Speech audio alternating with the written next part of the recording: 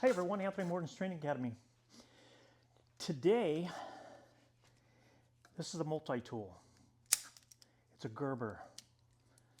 I love this type of a Gerber, square tipped, okay? It's like a regular pair of pliers. It's not a needle nose. I like it. I use it, tons and tons every day. It opens really easily. I don't have to do anything but then just pop it out. It's got all the tricks in here. It has a knife. Okay, it's got a Phillips screwdriver. It's got a straight screwdriver. It's got this little hacksaw here. It's got a pair of scissors. It's got a file. Okay, scissors, and it's got all these cool things. Training is like a multi-tool. Are we going to use everything all the time? Okay, stuff that we train on all the time. Are we going to use it every single day? No. But it's like this multi-tool. It's got all these cool things on it. What do I use most often? Is the pliers. Okay, it's a great pair of pliers. Works every single time. Martial arts is also like that. Why do we spend so much time drilling and drilling and drilling on technique that we may never ever use? We drill because it's going to put us in a place that when we do need it, it's going to come natural, that I don't have to think about it. When this is up here and I move here and I place that, my hand is already, how would I say it? Already been there, already done that, and so I don't have to think about putting my hand here. Okay, if I sweep here, this hand knows exactly what's going on. I don't have to tell it. Okay, if I pull this down and I hit here, this hand knows exactly. So drilling constantly is only going to make you a better, a more proficient, and hopefully allow you to adjust to any situation, whether it's a boxer, whether it's a grappler, a collie guy, whatever it may be. It's going to allow you to adjust and work with that person. Now, as far as the multi-tool, like I said, this multi-tool here, do I ever use the scissors? No. There's times that I could use the scissors, but I don't always remember it. But it's like if I say this hand comes up here and I move to here, okay, which is a sweeping bougie, okay, here, okay. Now I may use this a lot, okay. I may use this one a lot, okay. I may take and using the multi-tool, okay. I may go here, okay, and use that multi-tool. And it's going to be the same no matter what. Now, I get really good at this position. I've done it a million times at least. So when I move there, I know what this hand is doing. I know what my fingers are down. I don't have to tell my hand what to do. It instinctively takes that position. And because I've drilled it a million times, I know exactly what's happening. It's like, eating dinner. Do you have to tell your fork where to go to put food in your mouth? No. It's because you've done it a million times.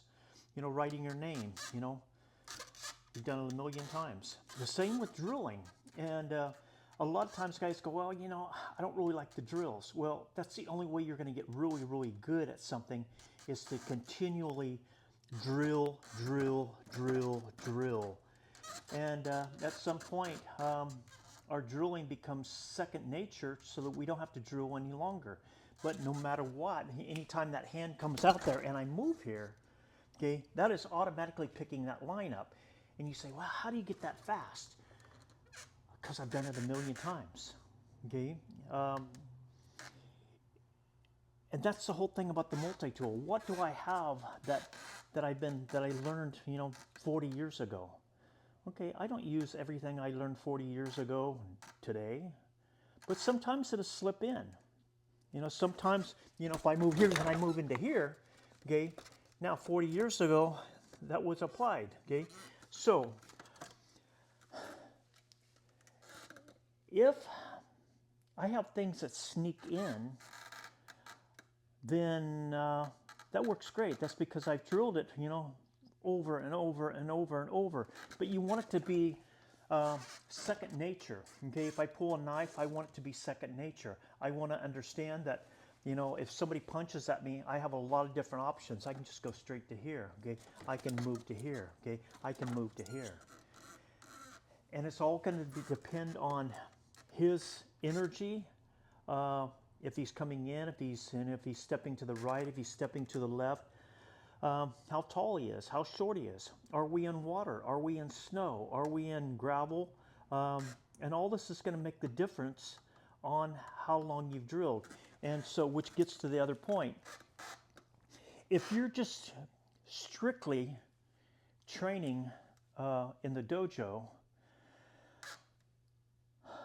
sometimes there's going to be problems with that. Sometimes you have to step outside that. Sometimes you have to, like in law enforcement, you know, we'd go out on the back roads and we would practice our three-point turnarounds. You know, we would practice, you know, start to stop. You know, how fast can we get from, you know, 0 to, you know, 102 miles an hour? And how fast can you come up on a stop sign? How fast can you go pull to a stop sign and do a three-point turnaround? But you know, and drilling is the same way. When I'm working dummy, or if I'm working with somebody, I want to change up my thought. I don't want to always just be standing right in front of them. Sometimes I want to. And when I say getting offline, and some of you are probably wondering, I say it all the time. I say it to my students all the time.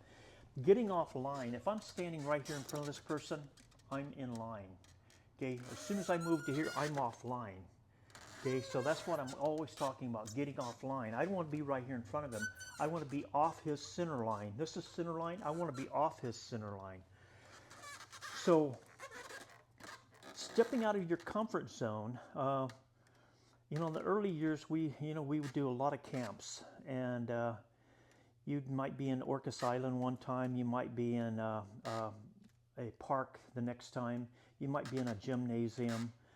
It might be the backyard of, you know, Steve Golden's house, and it was always changing. You never got accustomed to saying, okay, well, I've got a nice comfortable mat in here in case I take a fall.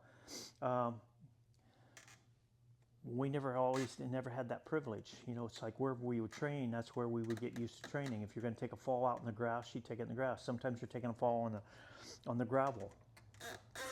But so my whole point is carrying a multi-tool, which is my hands, which is my knees, my feet, my head, my shoulders, getting used to that and taking the time to learn all that so that later on you don't have to struggle to try to figure out what you're going to do. You know, because we can't always go in with an approach of saying, okay, I have a stick, I'm going to hit him in the head. Great, that's wonderful, if that'll work. Now what happens if he moves out of the way? Do you have follow-up? If I move here and he moves out of the way, now my stick is down here, what if he punches me in the face? Okay, well that's why we drill, is because if I move here and this hand comes up and he punches, now I can return back here and continue my fight. So look at your training as a multi-tool. How much stuff are you carrying on your multi-tool? And this is a Gerber. This is an old Gerber. I really recommend them. I like them. Single-handed. This is a newer model. The early ones, they didn't have these black guards here, and they would pinch your fingers or your palm here every single time you started to cut wire. I don't recommend the early ones. Make sure they have this black on them if you're going to buy one. But your training, look at it, it's like you're a multi-tool. You have all these other parts in your body that you can use. You have your knees, you have your head, you know, you have your voice, okay?